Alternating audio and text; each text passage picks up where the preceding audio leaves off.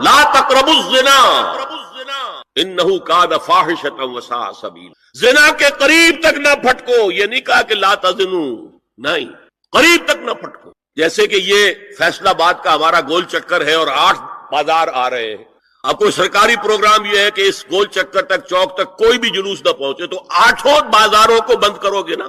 لہذا دور دور تک اللہ تعالیٰ نے وہ حدیں لگا دی ہیں کہ زنا کی ترغیب نہ ہو، زنا کے راستے جو ہے وہ مسدود ہو جائیں۔ یہ اس دور کی انٹلیکچوئل خیانت، ڈس آنیسٹی کا سب سے بڑا معاملہ ہے۔ جدید نفسیات کا بابا آدم مانا جاتا ہے فرائڈ، اور فرائڈ کے نزدیک انسان کے محرکات عمل میں سب سے زیادہ طاقتور، سب سے زیادہ پوٹنٹ سیکس ہے، اصل محرک انسان میں۔ یہاں تک کہتا ہے ایڈیپس کمپلیکس، باپ اگر محبت بھری نگاہ سے بیٹی کو دیکھ رہا ہے تو یہ بھی سیکس ہے، اور ماں اگر بیٹے سے محبت کر رہی ہے تو یہ بھی سیکس ہے۔ انا للہ و انا الیہ راجعون۔ ان کمبختوں کا اصل یہ معاملہ ہے کہ ایک شے پر نگاہ جم گئی تو سب کچھ اسی کے گرد گھما دیا، ورنہ بات غلط نہیں ہے۔ Sexual motive one of the most important motives, no doubt about it. اگر یہ نہ ہو، اگر عورت میں مرد کے لیے اٹریکشن نہ ہو، اگر عورت کو مرد کی احتیاج نہ ہو تو تمدن ختم ہو جائے۔ کون شادی کا کھکیڑ مول لے گا؟ ایک پیٹ پالنا اور ہے، ایک خاندان کی ذمہ داری اور ہو جائے گی۔ اس قدر زبردست جو ہے یہ موٹیویشن ہے، اندر سے جذبہ ہے اور اٹریکشن ہے شدید۔ اس اعتبار سے یوں سمجھیے جتنا زوردار گھوڑا ہو اتنی ہی زوردار لگام چاہیے اگر ڈسپلن میں رکھنا چاہتے ہیں۔ لہذا اس سیکس کو ڈسپلن میں لانے کے لیے کہ قانونی تعلق ہو ایک مرد اور عورت کے درمیان، ازدواج ہو، شادی ہو جائے، یا دوسرا راستہ وہ بھی تھا جو آج کل نہیں رہا، باندھی ہو کسی کی، مل کے یمین ہو، ان کے اندر سیکشول انٹرکورس جو ہے وہ ہو اور اس سے باہر نگاہ بھی نہ جائے۔ قرآن اور حضور دونوں کس قدر حقیقت پسند ہے۔ سورہ آل عمران میں فرمایا زُيِّنَ لِلنَّاسِ حُبُّ الشَّهَوَاتِ مِنَ النِّسَاءِ وَالْبَنِينَ وَالْقَنَاطِيرِ الْمُقَنطَرَةِ مِنَ الذَّهَبِ وَالْفِضَّةِ وَالْخَيْلِ الْمُسَوَّمَةِ وَالْأَنْعَامِ وَالْحَرْثِ۔ انسان کے اندر محبت پلا دی گئی ہے، مزین کر دی گئی ہے۔ کن کن چیزوں کی؟ سب سے پہلے عورت، سب سے امپورٹنٹ موٹیو عورت، پھر بیٹے، پھر ڈھیروں مال، سونا چاندی، اعلیٰ گھوڑے نشان زدہ، اور مال مویشی اور کھیتی، لیکن سب سے پہلے عورت۔ زُيِّنَ لِلنَّاسِ حُبُّ الشَّهَوَاتِ مِنَ النِّسَاءِ وَالْبَنِينَ وَالْقَنَاطِيرِ الْمُقَنطَرَةِ مِنَ الذَّهَبِ وَالْفِضَّةِ وَالْخَيْلِ الْمُسَوَّمَةِ وَالْأَنْعَامِ وَالْحَرْثِ۔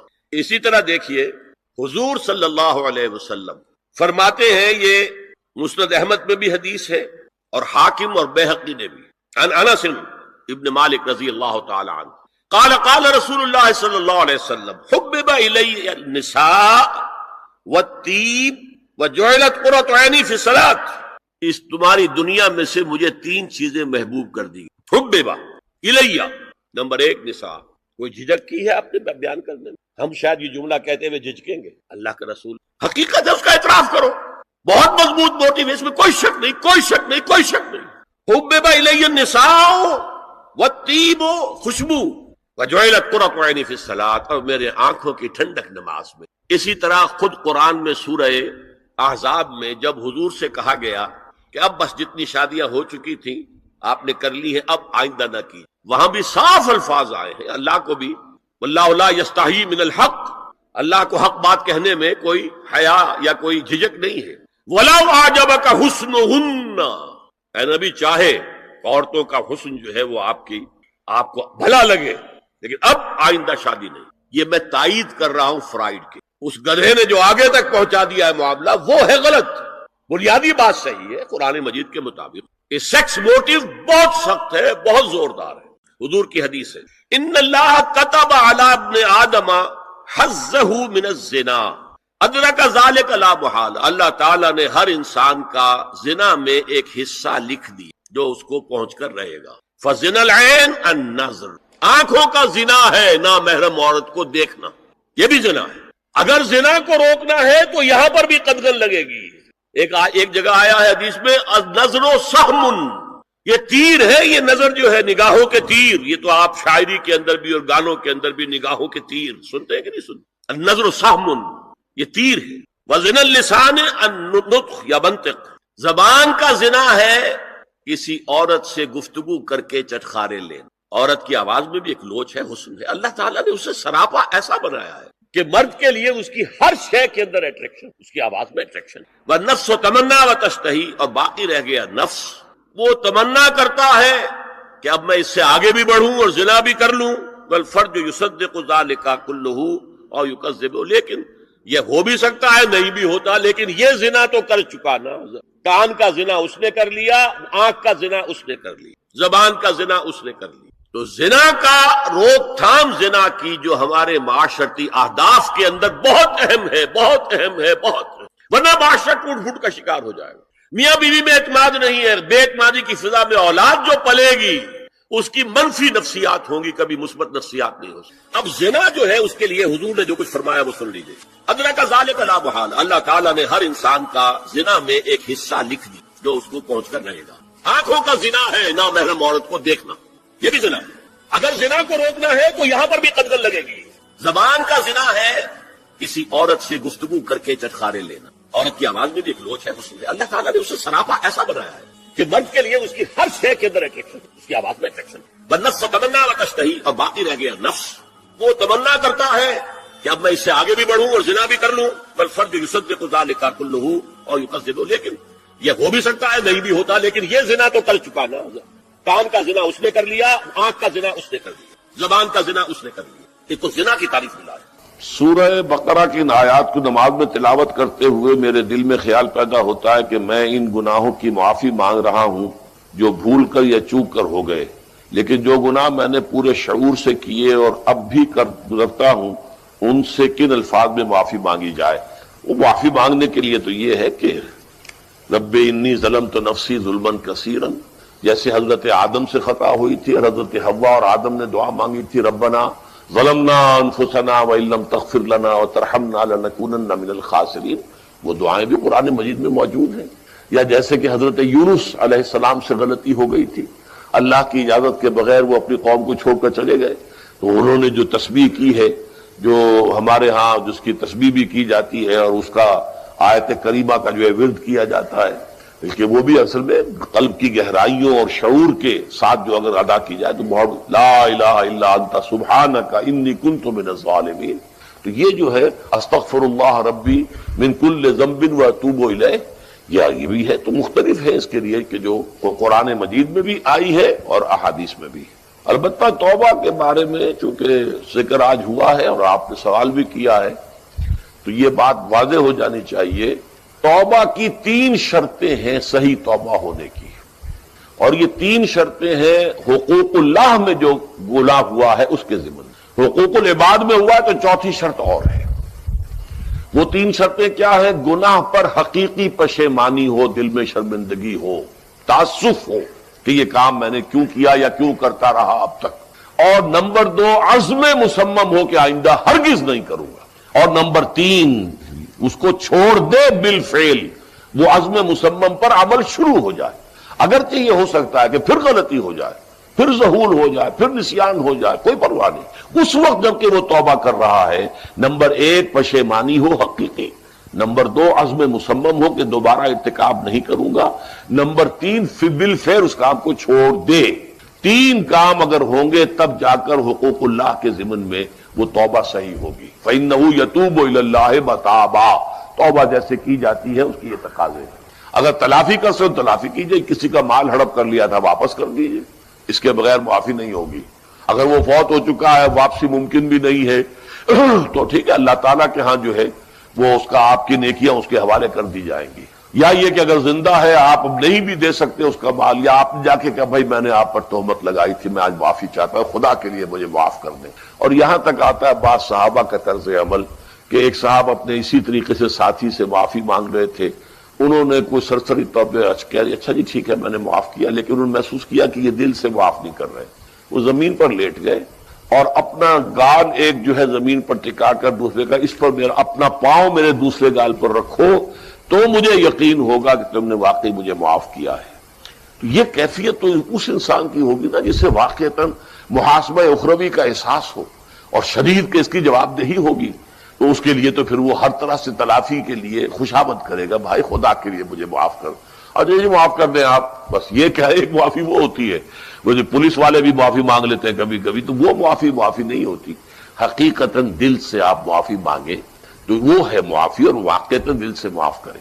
تو یہ ہے چوتھی شرط ہے کہ جو حقوق العباد کے سلسلے میں ہے، جس کو آپ انگریزی میں کہتے ہیں the small hours of the morning۔ شراب خانے سے نکلے، نشے میں دھت، چکر آیا، گرے، اور ساتھ ہی بدرو جا رہی گندی نالی، اس میں گر گئے، وہاں سے لاش برآمد۔ کیسی موت ہے؟ نافرمانی کی حالت میں موت آئی، شراب کے نشے کی حالت میں موت آئی۔ اور کیا یہ ممکن نہیں ہے؟ بدکاری کا ایک عین اسی فعل کے دوران موت آ جائے۔ اچھا، اب اگر آپ نے طے کر لیا نہیں مروں گا مگر حالت فرما برداری میں، ایک ہی شکل ہے، کوئی لمحہ بھی نافرمانی، مبادا اسی لمحے موت آئی، ہر لمحے کا پہرا دی، ہر ساتھ کی پوری حفاظت کی، کہیں نافرمانی کا کوئی ارتکاب نہ ہو، اور عین اس حالت میں کہیں موت۔ میں وہ حدیث آپ کو سنا چکا ہوں، لا یزنی الزانی حین یزنی وہو مؤمن، کوئی زانی حالت ایمان میں زنا نہیں کرتا، جب وہ زنا کر رہا ہوتا ایمان اس کے دل سے نکل کر اوپر سر پر منڈلاتا ہے۔ کوئی چور حالت ایمان میں چور کرتا، ولا یسرق السارق حین یسرق وہو مؤمن، کوئی شرابی حالت ایمان میں شراب نہیں پی سکتا، ولا یشرب الخمر حین یشرب وہو مؤمن۔ اگر ایمان بھی ہو دل میں اور یہ حرکات بھی ہو رہی ہو تو وہ ایمان دو پیسے کا نہیں، دو ٹکے کا نہیں، کیا اس ایمان کی قیمت ہے، کیا قدر و قیمت ہے اس کی؟ اب اگر عین اسی حالت کے اندر موت آ گئی تو یہ تو خلوع ایمان ہے، ایمان کا خالی ہے۔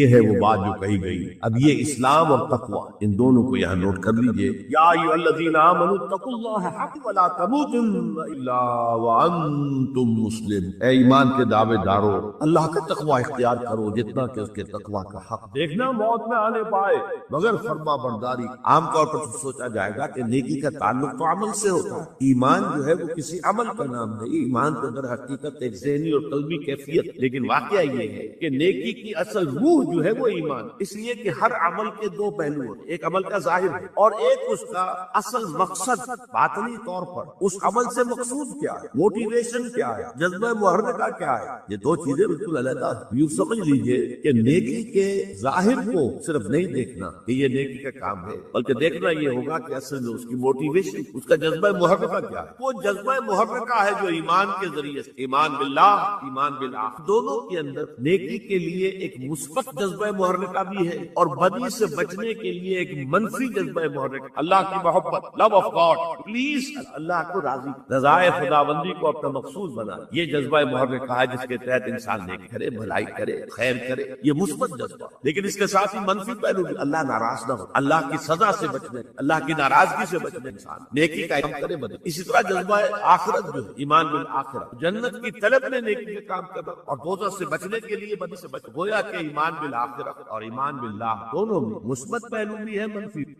کہ اللہ کے ہاں مقبول اگر ہوگا وہ دین خالص، والذین اتخذوا من دونہ اولیاء، اور وہ لوگ جنہوں نے اللہ کے سوا کچھ اور کو اولیاء بنایا ہوا ہے، ما نعبدهم الا ليقربونا الى الله زلفا، کہتے ہیں ہم نہیں ان کو نہیں پوچھتے، ہم تو اصل میں اللہ ہی کو پوچھتے ہیں، ان کو صرف اس لیے پوچھتے ہیں کہ یہ ہمیں اللہ سے قریب کر دیں گے، یہ ہمارے یہ وسیلے ہیں، ان کے ذریعے سے ہم اللہ کے قریب ہو جائیں گے، اس لیے پوچھتے ہیں۔ ان اللہ یحکم بینہم فیما هم فیہ یختلفون، یقیناً اللہ تعالیٰ فیصلہ کر دے گا ان کے مابین ان تمام چیزوں میں جن میں اختلاف کر رہے ہیں۔ ان اللہ لا یہدی من هو کاذب کفار، اللہ تعالیٰ ہرگز ہدایت نہیں دیتا ان کو جو جھوٹے ہوں اور ناشکرے ہوں، کفار۔ لو اراد اللہ ان یتخذ ولدا لاصطفى مما يخلق ما يشاء سبحانہ، اگر اللہ کا واقعی ارادہ ہوتا کہ وہ کسی کو اولاد بنائے تو ٹھیک ہے، اپنے جو مخلوق ہے ان میں سے جس کو چاہتا کیوں لیتا، لیکن اس کے ہاں اولاد کا تو تصور نہیں ہے، اس کی اولاد تو ہے ہی نہیں، ایک خالق ہے باقی سب مخلوق ہے، تو فرشتے بھی مخلوق ہیں، اللہ کو ضرورت کیا پڑی ہے کسی کو اپنا بیٹا بنانے کی یا بیٹی بنانے کی؟ سبحانہ،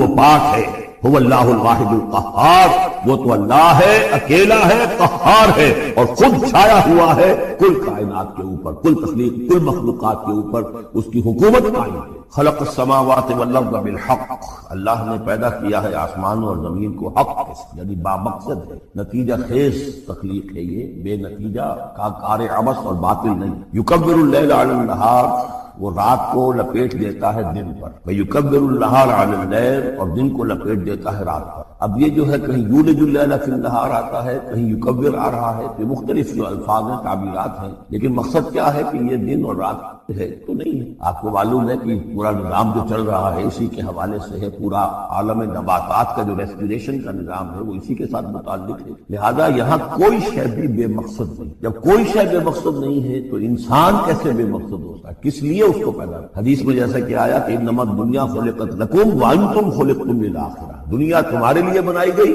لیکن تم آخرت کے لیے بنا۔ جب تک کہ آخرت کا تصور نہ ہو پھر انسان کا، خاص طور پر انسان میں جو اخلاقی حص ہے، ایک مورل سینس ہے، اس کے اندر کچھ چیزیں اچھی ہیں کچھ بری ہیں، اس کا احساس ہے اس کے اپنے اندر، تو اس کا کوئی نتیجہ کہاں آخر نکل رہا ہے دنیا میں؟ اس کے لیے دوسری زندگی اور بعد سے بعد الموت لازمی ہے۔ وسخر الشمس والقمر، اور اس نے مسخر کر دیا سورج کو بھی اور چاند کو بھی، کل یجری لأجل مسمى، یہ سب کے سب چل رہے ہیں ایک وقت معین تک۔ الا هو العزیز الغفار، آگاہ ہو جاؤ وہ زبردست ہے اور بخشنے والا ہے۔ خلقکم من نفس واحدۃ ثم جعل منها زوجها، اس نے بنایا تمہیں ایک ہی جان سے، ایک ہی جی سے۔ اب اس کو جو لوگ ایولیوشن کو مانتے ہیں یا سمجھتے ہیں کہ قرآن مجید کے ساتھ اس کے بعد اجزاء کی مطابقت ہے، وہ تعبیر کرتے ہیں کہ ایک ہی، یعنی ابتدا میں جو حیوانات پیدا کیے گئے ہیں، جو لوور اینیملز ہیں بالکل شروع میں، ان میں سیکس نہیں تھا، جیسے کہ امیبا ہے وہ بس 2 حصوں میں تقسیم ہو گیا، یہی اس کی اولاد ہو گئی، وہ جو باپ کہہ لے ماں کہہ لے وہ ایک ہی ہے۔ اس کے بعد ایسے بھی پیدا ہوئے کہ جن میں ایک ہی جانور میں دونوں سیکس، یہ جو راؤنڈ ورم ہوتا ہے، راؤنڈ ورم جو برسات میں جو نکل آتے ہیں بہت لمبے لمبے سے کیڑے، یہ ہرمافرڈائٹ ہیں، ان کے اندر میل اور فیمیل آرگنز دونوں ایک کے اندر موجود ہیں۔ اس طریقے سے رفتہ رفتہ پھر ڈیفرینسیشن ہوئی، میل علیحدہ ہو گیا، فیمیل علیحدہ ہو۔ خلقکم من نفس واحدۃ ثم جعل منها زوجها، اسی جان سے اس کا جوڑا بنایا۔ وانزل لکم من الانعام ثمانیۃ ازواج، اور تمہارے لیے 8 جوڑے اتار دیے تمہارے مویشیوں میں سے۔ عام طور پر عرب میں جو مویشی موجود تھے ان میں سے اونٹ نر اور مادہ، گائے نر اور مادہ، اسی طریقے سے بھیڑ نر اور مادہ، اور بکری نر اور مادہ، یہ جو ہیں ان کے ہاں یہی مویشی تھے۔ ثمانیۃ ازواج سورہ انعام میں بھی آ چکا ہے، وہ ہمیں یاد ہوگا۔ من الابل اثنین ومن البقر اثنین ومن المعز اثنین، یہ وہاں آ چکا ہے۔ یخلقکم فی بطون امہاتکم، اور وہ تمہیں پیدا کرتا ہے تمہاری ماؤں کے پیٹوں میں، خلقا بعد خلق، ایک خلق کے بعد دوسری خلق، تخلیق کے بعد مراحل ہے اس کے، نطفہ ہے، علقہ ہے، مضغہ ہے، مخلقہ غیر مخلقہ، پھر اس کو جو، اور پھر خلقا آخر، ایک اور ہی تخلیق ہے۔ اس پہ میں عرض کر چکا ہوں کہ اس موضوع پر ضربہ سلام جو ہے قرآن مجید کا وہ سورہ مومنون کا پہلا رکوع ہے۔ فی ظلمات ثلاث، یہ ذکر یہاں آیا ہے، 3 پردوں کے اندر تخلیق ہو رہی، یعنی ایک پردہ یہ پیٹ کی دیوار ہے، جو مردوں کی بھی دیوار ہے، یہ پیٹ کی ایبڈومینل وال ہے، دوسرا پردہ پھر جو یوٹرس ہے، رحم ہے ماں کا، اس کی موٹی دیوار، تیسری وہ جھلی ہے جس میں کہ وہ بچہ جو ہے جنین لپٹا ہوا ہوتا ہے۔ اب دیکھیے یہ بھی ظاہر بات اس وقت جو ہے جینیٹکس بھی نہیں پڑھائے گئے تھے، نہ یہ پڑھائی گئی تھی ایمبریولوجی، کچھ بھی نہیں تھا، لیکن فی ظلمات ثلاث، یہی وجہ ہے کہ میں نے آپ کو بار بار بتایا ہے، کیتھل مور جو کہ ایمبریولوجی پر اس وقت دنیا کی سب سے بڑی اتھارٹی سمجھا جاتا ہے، اس نے مانا ہے کہ قرآن مجید میں جس طریقے سے یہ بیان ہوا ہے واقعتاً حیران کن، تو 3 پردوں کے اندر اللہ جیسا چاہتا بنا رہا ہے، اس کا منہ قلم تو اللہ ہی کر شکل بنا رہا ہے، اس کی جو بھی کر رہا ہے، اب ہم اس کو تشبیہ تو نہیں دے سکتے، لیکن اللہ بنا رہا ہے۔ یخلقکم فی بطون امہاتکم، وہ بناتا ہے، تخلیق کرتا ہے تمہاری ماؤں کے پیٹوں میں، خلقا بعد خلق، ایک طرح سے دوسری طرح، ایک درجے کے بعد دوسرا درجہ، فی ظلمات ثلاث، 3 اندھیروں میں۔ ذالکم اللہ ربکم، وہ ہے اللہ تمہارا رب، لہ الملک، بادشاہی بھی اسی کی ہے، لا الہ الا هو فانا تصرفون، اس کے سوا کوئی معبود نہیں ہے، تو کدھر پھیرے جا رہے ہو، پھرائے جا رہے ہو۔ ان تکفروا فإن اللہ غنی عنکم، اگر تم کفران نعمت کرتے ہو، کفر کرتے ہو، تو اللہ غنی ہے، اسے تمہاری کوئی ضرورت نہیں ہے، احتیاج نہیں ہے، یہ نہ سمجھو کہ اس کی سلطنت میں کوئی کمی آ جائے گی۔ ولا یرضی لعباده الکفر، لیکن وہ اپنے بندوں سے کفر پر راضی نہیں ہے، اختیار تو اس نے دیا ہے، اما شاکرا و اما کفورا، چاہو تو شکر گزار بندے بنو، چاہو کفران نعمت کے روش اختیار کرو، چوائس از یورس، لیکن یہ جان لو اللہ راضی نہیں ہے کفر پر، راضی وہ ہوتا ہے وَإِن تشکروا یغفر لکم، اگر تم اس کا شکر کرو، اس کی تعریف کرو، اس کی بندگی کرو، پھر وہ تم سے راضی ہوگا۔ ولا تزر وازرۃ وزر اخری، اور نہیں اٹھائے گی کوئی اٹھانے والی جان کسی دوسری جان کے بوجھ کو. ثم الی ربکم مرجعکم، پھر تمہارا لوٹنا ہے تمہارے رب ہی کی طرف. فینبئکم بما کنتم تعملون، پھر وہ تمہیں بتا دے گا، متنبع کر دے گا جو کچھ کہ تم کرتے رہے تھے. انہ علیم بذات الصدور، یقیناً وہ جاننے والا ہے سینوں کے اندر چھپی ہوئی باتوں کا بھی، جو راز ہے تمہارے سینوں میں. وَإِذَا مَسَّ الْإِنسَانَ ضُرٌّ دَعَا رَبَّهُ مُنِيبًا إِلَيْهِ، اور جب انسان کو کوئی تکلیف پہنچتی ہے وہ اپنے رب کو پکارتا ہے، دعائیں کرتا ہے اس کی طرف رجوع کرتے ہوئے. ثم اذا خوله نعمة منه، اور جب اللہ تعالیٰ اس کو اڑا دیتا ہے، اس کے گرد اپنی نعمت کا خول لے آتا ہے، خوله اسے لپیٹ لیتا ہے اپنی نعمت میں. نسی ما کان یدعو الیہ من قبل، تو جو پہلے وہ جس چیز کے لیے اللہ سے دعائیں کر رہا تھا سب بھول جاتا ہے. وجعل للہ اندادا، اور اس سے بھی بڑھ کر جو کرتا ہے شرارت وہ یہ ہے کہ اللہ کے مدے مقابل ٹھہرا لیتا ہے. لیضل عن سبیلہ، تاکہ بہکائے لوگوں کو اس کے راستے سے. قل تمتع، تو اللہ تعالیٰ کی طرف فرمایا جا رہا ہے نبی کہہ دیجئے اٹھا لو کچھ دنیا کے جو مزے ہیں وہ لوٹ لو بے کفر کا، اپنے کفر کے ساتھ. قلیلا، لیکن بہت کم، چند دن کی زندگی ہے، اس میں جو تمہیں عیاشی کرنی ہے کر لو. انک من اصحاب النار، پھر مستقل طور پر تو تم آگ والے ہو، تمہیں آگ کے اندر جھونکا جائے گا. امن هو قانت آناء اللیل ساجدا وقائما یحذر الآخرۃ ویرجو رحمۃ ربہ. اس صورت میں یہ خاص اسلوب کئی مرتبہ آئے گا کہ ایک چیز کو، ایک جملے کو آگے نامکمل چھوڑ دیتے ہیں کہ اسے خود انسان پر کرے، فل ان دی بلینک. وہ خود بخود اس کے اندر مقدر تو ہے لیکن اس کو واضح طور پر نہیں کیا جاتا. مثلا اس کی مثال، اور یہ کئی دفعہ آئے گا اس میں. اب من ہوا قانت آناء اللیل، بھلا وہ شخص کہ جو کھڑا رہتا ہے، بندگی کرتا ہے رات کے وقت بھی، ساجدا وقائما، کبھی سجدے میں پڑا ہوا ہے کبھی کھڑا ہوا ہے. یحذر الآخرۃ، جو آخرت سے ڈرتا رہتا ہے. وہ یرجو رحمت ربہ، اور ساتھ ہی اپنے رب کی رحمت کا امیدوار بھی ہے. بس آگے کچھ نہیں. مراد کیا ہے؟ کیا بھلا یہ شخص کا من ہوا غافل، کیا برابر ہو جائے گا اس کے جو غافل ہے؟ بھلا وہ شخص جس کی کیفیت یہ ہے کہ وہ فرما بردار ہے، راتوں کے اوقات میں بھی، سجدے میں بھی، اور کھڑے ہو کر بھی اللہ کی بندگی کرتا ہے، آخرت کا خوف اس کے دل میں ہے، لیکن اپنے رب کی رحمت کی امید بھی. کمن ہوا غافل، کیا وہ شخص برابر ہو جائے گا اس کے کہ جو غافل ہے؟ قل، کہہ دیجئے هل يستوي الذين يعلمون والذين يعلمون، کیا برابر ہو سکتے ہیں وہ لوگ جو علم رکھتے ہیں اور وہ جو نہیں رکھتے؟ انما يذكر اولو الالباب، حقیقی نصیحت اور سبق تو حاصل وہی کرتے ہیں کہ جو عقل مند لوگ. قل یا عبادی الذین آمنوا، دیکھیے پھر آگے آئیے، سیدھا یا ایھا الذین آمنوا نہیں ہے، یہ مکی صورت ہے. قل یا عبادی الذین آمنوا، کہہ دیجئے اے نبی، اے میرے وہ بندو جو مجھ پر ایمان لائے ہو، اتقوا ربکم، اپنے رب کا تقوی اختیار. جن چیزوں سے اس نے روک دیا رک جاؤ، اور تمہارے اندر اس کی رضا جوئی رہنی چاہیے. للذین احسنوا فی هذه الدنیا حسنہ، جو لوگ نیکی کی راہ پر روش اختیار کریں گے، احسان کی روش اختیار کریں گے، ان کے لیے اس دنیا میں بھی بھلائی ہے. وارض اللہ واسعہ، اور زمین اللہ کی بڑی وسیع ہے. اگر یہاں رہتے ہوئے تمہارے لیے توحید پر کاربند رہنا ممکن نہیں ہے تو ہجرت کرو. انما یوفی الصابرون اجرهم بغیر حساب، یقیناً صابروں کو، صبر کرنے والوں کو ان کا اجر پورا پورا دے دیا جائے گا. یوفا بھی ہے، پورا دے دیا جائے گا، پھر بغیر حساب بھی. اس کا مطلب ہے مزید فضل جو ہوگا وہ بغیر حساب ہوگا، اس میں کسی حساب کا سوال نہیں. قل انی امرت، اب دیکھیے پھر شروع کا مضمون تھا، یہ اس صورت کا عمود ہے، اس طرح بار بار آئے گا. قل انی امرت ان اعبد اللہ مخلصا لہ الدین، کہہ دیجئے نبی مجھے حکم ہوا ہے کہ میں اللہ کی بندگی کروں، اس کے لیے اپنی اطاعت کو خالص کروں. یہاں میں چاہتا ہوں تھوڑی سی وضاحت کر دوں. دیکھیے عبادت کے آپ یوں سمجھیے کہ ایک عبادت کا ظاہر ہے اور ایک عبادت کی اصل حقیقت. پھر یہ کہ ایک اس حقیقت میں بھی ایک روح ہے اور ایک اس کا جسد ہے، ایک اس کے رسومات ہیں. رسم کہتے ہیں کسی شے کی ظاہری شکل. عبادت کی رسم جس کو مراسم عبادت کہتے ہیں. یہ مراسم عبودیت کیا ہے؟ جس کی آپ عبادت کرتے ہیں، اس کے سامنے جھکتے ہیں، اس کے سامنے ادب کے ساتھ کھڑے رہتے ہیں، اس کے کچھ حمد کے ترانے گاتے ہیں، اس کے سامنے سجدہ کرتے ہیں. ان کو ہم کہیں گے مراسم عبودیت. رسم کہتے ہیں کسی چیز کی ظاہری شکل. یہ حروف ہے اور یہ رسم جو ہے رسم الخط. اسی طرح یہ قرآن اور یہ اس کا رسم عثمانی ہے، اس کا لکھا ہوا جانا جیسے کہ یہ رسم ظاہر ہے. تو ایک تو یہ چیزیں ہیں عبادت جسے دنیا میں سمجھا جاتا ہے عبادت، یہ مراسم عبودیت. اصل عبادت جو ہے اس کا بھی ایک جسد ہے اور ایک روح ہے. جسد کیا ہے؟ اطاعت، جس کی عبادت ہے کلی اطاعت، ہم اطاعت، ہم وقت اطاعت، غلامی.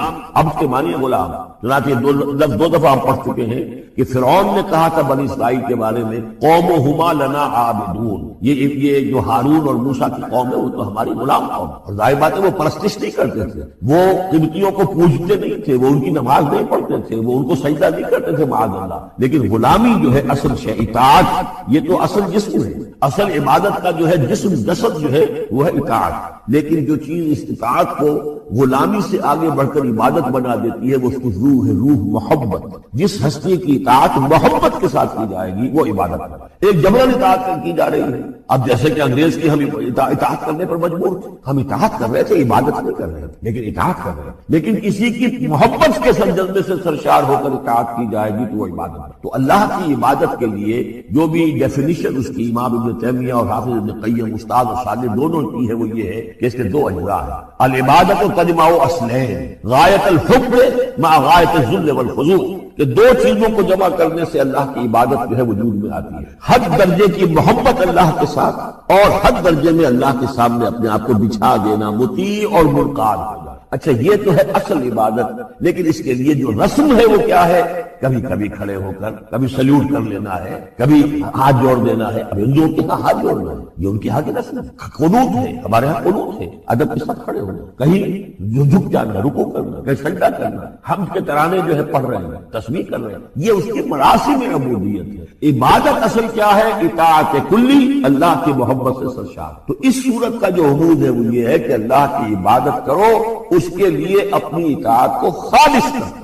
اطاعت میں آپ نے کسی اور کو شامل کر دیا، انڈیپینڈنٹ آف ہم، اللہ کی اطاعت سے آزاد مستقل بذات اطاعت، یہ شرک ہے. اور وہ اطاعت اللہ کو قبول نہیں. وہ منہ پر دے مارے گا یہ مجھے 25% اطاعت نہیں چاہیے آپ کی، آپ لیجیے اپنے سر پاس رکھیے، مجھے تو چاہیے 100%. ادخلوا فی السلم کافہ. اور ہم سمجھتے ہیں کہ ہم 5-10% بھی تنخواہ لیں گے اللہ تعالیٰ کو تب بھی ہمیں جنت کو دے ہی دے گا. یہی ہے اصل میں ہمارا جو سارے سوچ کا فطور ہے. یہ کل زندگی اور کل بندگی جو ہے اس کا تصور ذہنوں سے نکل، یہ تصور ہے جو اس صورت سے اب اس کی جڑ پڑ رہی ہے. اور یہ در حقیقت کلائمیکس کو پہنچے گا چوتھی صورت میں جا کر سورہ شورى. تو دیکھیے پھر آ گیا قل انی امرت ان اعبد اللہ مخلصا لہ الدین، کہہ دیجئے مجھے تو حکم ہوا کہ میں اللہ کی بندگی کروں، اس کے لیے اپنی اطاعت کو خالص کرتے ہیں. وامرت ان اکون اول المسلمین، اور مجھے حکم ہوا کہ سب سے پہلا مسلم، سب سے پہلا فرما بردار میں خود بنوں. یہ نہیں ہے کہ میں تمہیں فرما برداری کی دعوت دے رہا ہوں اور خود جو ہے میں اللہ کی نافرمانی کروں، یہ نہیں. قل انی اخاف ان عصیت ربی عذاب یوم عظیم، کہہ دیجئے مجھے تو خود اندیشہ ہے اگر میں اپنے رب کی نافرمانی کروں تو ایک بڑے دن کا عذاب مجھے آ پکڑے گا.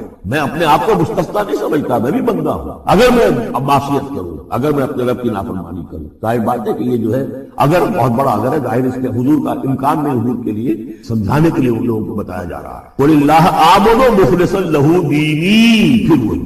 حالانکہ دیکھیے ایک بات ہے کہ ایک ہی اسلوب کو بار بار تکرار سے لانا عام ہماری دنیا میں جو ہماری نگارش کے اور جو بھی یعنی تصنیف و تعریف کے اصول ہے اس کو عیب سمجھا جاتا ہے کہ یہ تو تصنیف و تعریف کا عیب ہے، ایک ہی اسلوب کو آپ تکرار میں لا رہے ہیں. یہ تو کمال اللہ کا ہے فصاحت و بلاغت کا کہ وہ لا رہا ہے اس کو بار بار اور پھر کوئی بھاری نہیں گزرتا، بلکہ یہ کہ اس کے اندر اس کو اور حسن بڑھ رہا ہے. لیکن یہ کہ اس تکرار سے جو ایمفیسس ہے اس کو سمجھیں کہ یہ اسلوب بار بار کیوں آ رہا ہے. پہلی آیت یہ تھی تنزیل الکتاب من اللہ العزیز الحکیم انا انزلنا الیک الکتاب بالحق فاعبد اللہ مخلصا لہ الدین الا للہ الدین الخالص. اور اس کے بعد اب آپ نے یہاں دیکھا آیت نمبر 11 قل انی امرت ان اعبد اللہ مخلصا لہ الدین، اور پھر آیت نمبر 14 قل اللہ اعبد مخلصا لہ الدین. کہہ دیجئے میں تو اللہ ہی کی بندگی کرتا ہوں، اس کے لیے اپنی اطاعت کو خالص کرتا ہوں. فاعبدوا ما شئتم من دونہ، تو اس کے سوا تم جس کو چاہو پوجو، تمہاری مرضی ہے. قل ان الخاسرین الذین خسروا انفسهم، کہہ دیجئے کہ اصل میں تو گھاٹے میں اور نقصان میں اور بربادی میں تو وہی ہوں گے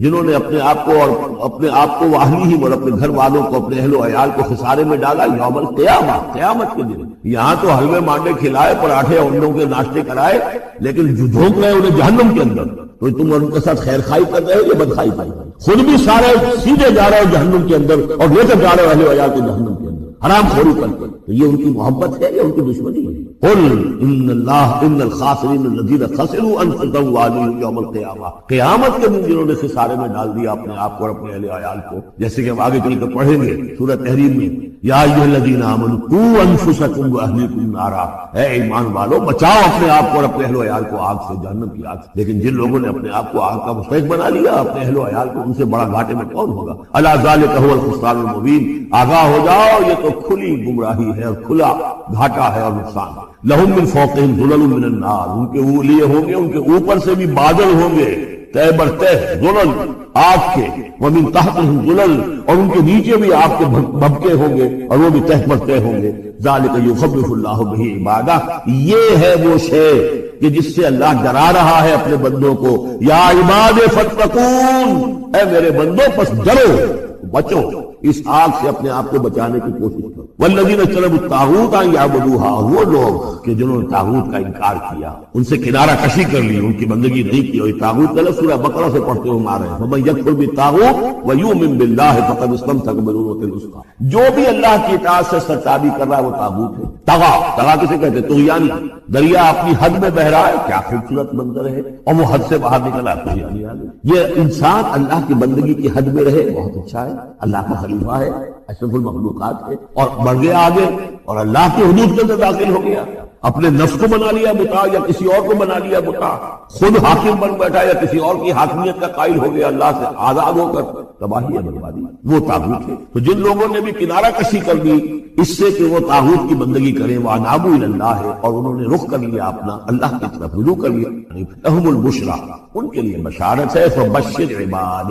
تو اے نبی میرے ایسے بندوں کو بشارت دے، اللہم ربنا اجعلنا منہم۔ یہ جو اب اگلی آیت آ رہی ہے اس کو غور سے سنیے، فبشر عباد الذین یستمعون القول فیتبعون احسنہ، جو لوگ کے کلام سنتے ہیں، بات سنتے ہیں، اور پھر جو اس کا بہترین رخ ہوتا ہے، بہترین پہلو ہوتا ہے، اس کی پیروی کریں۔ یعنی یہ کہ دین جس کی طرف کہ اللہ تعالیٰ تمہیں بلا رہا ہے، اس کے بھی درجے ہیں، ایک درجہ ہے صرف اسلام کا، ایک اس سے اونچا درجہ ہے ایمان، ایک سب سے اونچا درجہ ہے احسان، واللہ یحب المحسنین، تو اچھے سے اچھے درجے کی طرف جانے گا۔ ہمارا معاملہ کیا ہے دنیا میں؟ تو ہم سمجھتے ہیں کہ اچھی سے اچھی، بہتر سے بہتر ہے، جستجو کے خوب سے ہے خوب تک کہاں، اور دین میں ہم کہتے ہیں ذرا اور کم پر بھی گزارا ہو جائے، کہیں اور تھوڑی رعایت کر کے پیچھے چلے جائیں، پاس ہو جائیں کسی طرح، کم سے کم کے لیے یہ ہے حقیقت جو کہ برعکس وہ روش ہونی چاہیے۔ فیتبعون احسن، عظیمت کا راستہ کیا، بہتر سے بہتر کے لیے، ایم ہائی، دین کے معاملے میں بھی اپنا ارادہ بھی رکھو اونچا کر۔ یستمعون القول، جو بات سنتے ہیں، فیتبعون احسن، جو اس کی احسن ترین جو اس کے اندر جو پہلو ہے اس کو اس کا اتباع کرتے ہیں۔ اولئک الذین ہداہم اللہ، یہ ہے وہ لوگ جنہیں اللہ نے ہدایت دی ہے، واولئک هم اولو الالباب، اور یہی وہ لوگ ہیں کہ جو اولو الالباب ہیں، ہوش مند ہیں، عقل مند ہیں۔ افمن حق علیہ کلمۃ العذاب، اور یہاں پھر وہی آ گیا، بھلا وہ شخص کہ جس جو مستحق ہو چکا ہے، جس پر لاگو ہو چکی ہے عذاب کی بات، یعنی جو مستحق ہو گیا عذاب کا، اس کے بعد کیا پھر چھوڑ دیا گیا، کمن ہوا فی الجنہ، کیا وہ برابر ہو جائے گا اس شخص کے کہ جو جنت میں جانے والا؟ یہ گویا کہ یہاں پر محدود۔ افانت تنقذ من فی النار، تو اے نبی کیا آپ اس کو نکال سکیں گے آگ سے؟ اس کے اوپر تو اللہ کی طرف سے وہ قانون عائد ہو گیا، دفعہ لگ چکی، جیسے آپ کہتے ہیں اس پر تو دفعہ 302 لگ گئی، تو جن لوگوں پر وہ دفعہ لگ چکی ہے اللہ تعالیٰ کی طرف سے کہ یہ لوگ اس مقام کو پہنچ گئے، پوائنٹ آف نو ریٹرن کو، کہ اب ان کے دلوں پر مہر کر دی گئی، اب یہ ایمان لے گا، تو ان کو اے نبی آپ ان کو آگ سے نکال دیں۔ لیکن الذین اتقوا ربہم، لیکن وہ لوگ کہ جو لوگ اللہ کا تقوی اختیار کریں گے، لہم غرف من فوقہا غرف مبنیہ، ان کے لیے تو بالا خانے ہوں گے، ان کے اوپر اور بالا خانے ہوں گے، ایک دوسرے کے اوپر اللہ تعالیٰ جنت کے اسکائیپرز دے گا، جیسے کہ آج آپ دیکھتے ہیں 102 منزلیں اور 110 منزلیں چلی جا رہی ہیں، تو غرف من فوقہا غرف، بالا خانے اور بالا خانوں پر بالا خانے، مبنیہ، جو چنے ہوئے ہوں گے ایک دوسرے کے اوپر، تجری من تحت الانہار، ان کے دامن میں ندیاں بہتی ہوں گی۔ وعد اللہ، یہ اللہ کا وعدہ ہے جو ہو چکا، لا یخلف اللہ المیعاد، اللہ تعالیٰ اپنے وعدے کی خلاف ورزی نہیں کرتا۔ الم تر ان اللہ انزل من السماء ماء، کیا تم نے دیکھا نہیں کہ اللہ نے اتارا آسمان سے پانی، فسلکہ ینابیع فی الارض، پھر اس کو چلا دیا چشموں کی شکل میں زمین میں، ثم یخرج بہ زرعا، پھر انہی کے ذریعے سے نکالتا ہے، اس کے ذریعے سے نکالتا ہے وہ کھیتی کو، مختلف الوانہ، جس کے رنگ ہیں مختلف، ثم یہی جو پھر وہ کھیتی جو ہے تیار ہو جاتی ہے، بڑی اس کے شان شوکت ہوتی ہے، فتراہ مصفرا، پھر دیکھتے ہو کہ وہ زردی مائل ہو گئی، ثم یجعلہ حطاما، پھر وہ کھیتی کٹ گئی اور اب یوں سمجھیے کہ وہاں خاک اڑ رہی ہے، یا یہ کہ توری کے کوئی تنکے کہیں کہیں پڑے ہوئے نظر آ جائیں گے، چورا ہوا ہوئی۔ ان فی ذلک لذکر لأولی الالباب، اسی کے اندر ہے یاد دہانی اور سبق ہوش مند لوگوں کے لیے یہی معاملہ تمہارا ہے. جب تم پیدا ہوتے ہو تو جیسے کھیتی نئی نئی اپجتی ہے تو کسان کتنا خوش ہوتا ہے. کسی کے یہاں بیٹا پیدا ہوا کتنی خوشی ہو رہی ہے. اس کی آمد کو جو ہے سیلیبریٹ کیا جا رہا ہے. پھر وہ جوانی کو پہنچتا ہے, پھر اس کے بالوں میں سفیدی آئی, آساب جو ہے اور جو کوا کمزور پڑے, اور پھر اس کے بعد وہ قبر میں اتار دیا گیا, مٹی ہو کر مٹی میں پھر مل گیا. تو یہ life cycle, human life cycle, بس یہ ہے کہ یہ 50 60 30 40 برس کا ہے, وہ چند مہینے کے اندر اندر سب کچھ ہو جاتا ہے. سائیکل وہی ہے, وہ بھی لائف ہے, یہ بھی لائف ہے. The plant life and animal life. Biology کی یہ دو شاخیں ہیں.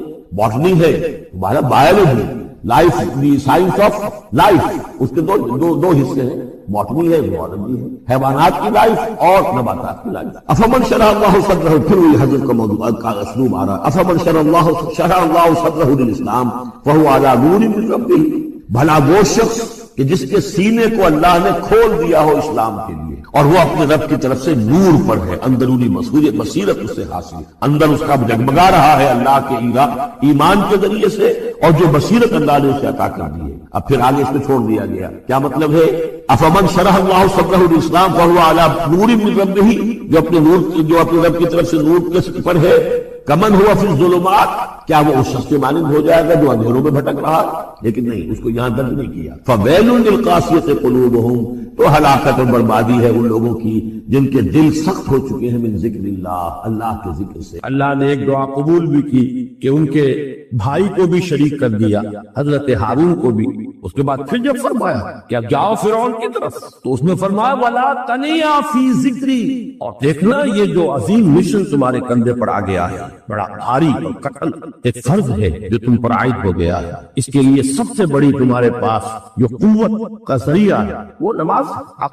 فلا تنیا عن ذکری, میری یاد میں کبھی غفلت نہ کرنا, اس میں کبھی کوئی کمی نہ آنے دینا. جیسا کہ میں نے عرض کیا تھا کہ جیسے ہی وہ تعلق جو ہے کمزور پڑتا ہے یا منقطع ہو جائے معاذ اللہ, تو پھر انسان گویا کہ شیطان کے لیے ایک لقمہ تر بن جاتا ہے. اب آپ غور کیجئے, تیسری شے تقرب الی اللہ, اس کے حوالے سے بھی جو فرائض اور نوافل کی بات ہے اس کو اس کو ذہن سے نکال کر یہ سمجھیے کہ اس میں نماز کا کیا مقام ہے. اس لیے کہ نماز فرض بھی ہے, نماز نفل بھی ہے, وہ تو ان دونوں میں شریک ہو جائے. اب اس کو لفظ صلاۃ کے حوالے سے آپ ان دونوں چیزوں کو سمجھیں. صاد لام واو یا یہ چونکہ حروف علت ایک دوسرے سے بدلتے رہتے ہیں, یہ جو مادہ ہے اس کی جو خالص لغوی اصل ہے, جو خالص عربی زبان میں اس کا بنیادی مفہوم ہے, وہ آگ جلانا یا آگ تاپنا یا آگ سیکنا, حرارت حاصل. زیادہ بار بار آتا ہے جہنم کے ذکر میں, اسلوہا, اب چلو اس میں تاپو اس کو, یہ سیکے گی تمہیں. بلکہ تفتلون کا لفظ آیا ہے حضرت موسیٰ کے کلام, جب وہ گئے تھے کوہ طور پر, جب پہنچ گئے تو تھے آگ کی تلاش میں, لعلکم تفتلون.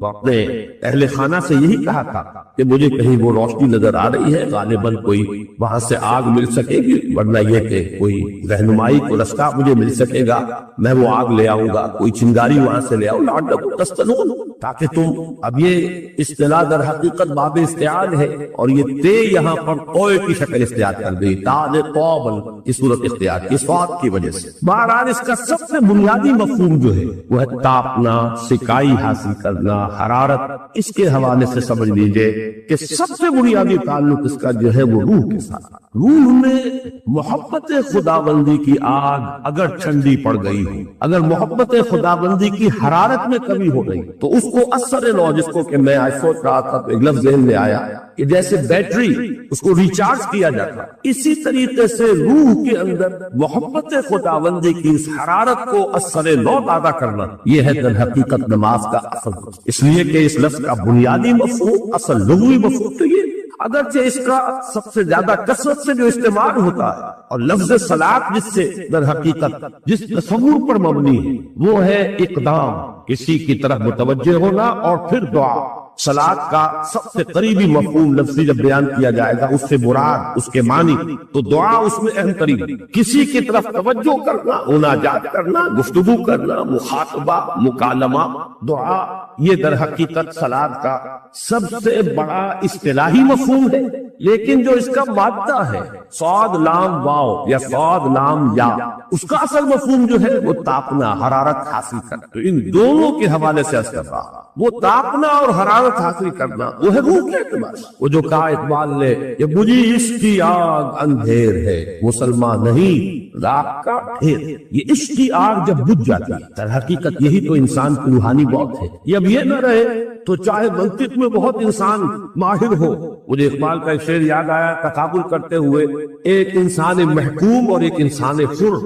لیکن لا یعلم من بعد علم شیئا، بڑے بڑے عالم، بڑے بڑے فاضل پھر بچے بن کر رہ جاتے ہیں. دماغی صلاحیتیں معروف، گواہ جو ہے مزمحل، اس کے درمیان کتنا عرصہ ہے. میکسیمم وقت جو ملتا ہے انسان کو کام کا، ایکسیپشنل ہے لوگ، لیکن ایوریج جو ہے 30 ایئرز سے زیادہ آپ کا زندگی کا جو ہے در حقیقت، جس میں آپ اپنے کسی ارادے سے، اپنے کسی پلاننگ کے تحت، اپنے خود پیش کسی نقشہ کار کے طریقے سے کوئی کام. تو کیا زندگی بس یہی ہے؟ کیا کریشن کا کلائمیکس جو ہے ذہن مانتا ہے کہ یہ پوری کائنات اس کی وسعت کا اندازہ کرے اور اس کا کلائمیکس انسان اور اس کی حقیقت یہ نہیں.